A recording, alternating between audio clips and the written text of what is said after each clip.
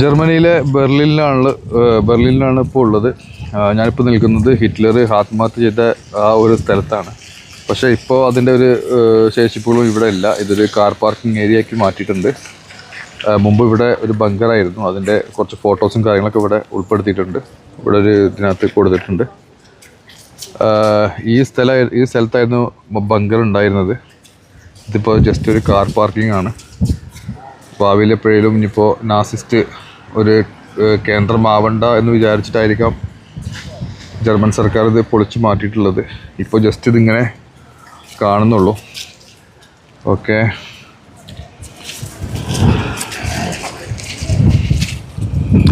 ഇവിടെ പ്രത്യേകം എല്ലാം വളരെ കറക്റ്റായിട്ട് കൊടുത്തിട്ടുണ്ട്. ഹിറ്റ്ലർ അന്നത്തെ പട്ടാളക്കാർക്ക് കൈ കൊടുക്കുന്നതും ഇതാണ് ഹിറ്റ്ലർ താമസിക്കുന്ന ബങ്കറിൻ്റെ ഒരു ബ്ലൂ പ്രിൻ്റ്. ഇതിനകത്തായിരുന്നു ഹിറ്റ്ലർ താമസിച്ചിട്ടുണ്ടായിരുന്നത്.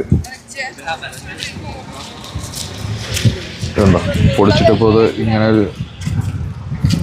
ഇത് ബോംബ് വെച്ച് തകർത്തു എന്നാണ് ഇവിടെ എഴുതി വെച്ചിട്ടുള്ളത്. ഹിറ്റ്ലർ താമസിക്കുന്ന മുറി അതുപോലെ അതിൻ്റെ പുറംഭാഗമൊക്കെയാണ് ഇവിടെ കൊടുത്തിട്ടുള്ളത്. 1945 ഹിറ്റ്ലർ ആത്മഹത്യ ചെയ്യുന്നത്. ഇവിടെ വളരെ വ്യക്തിയായിട്ട് അത് എഴുതി വെച്ചിട്ടുണ്ട്. എവിടെ ഇപ്പോൾ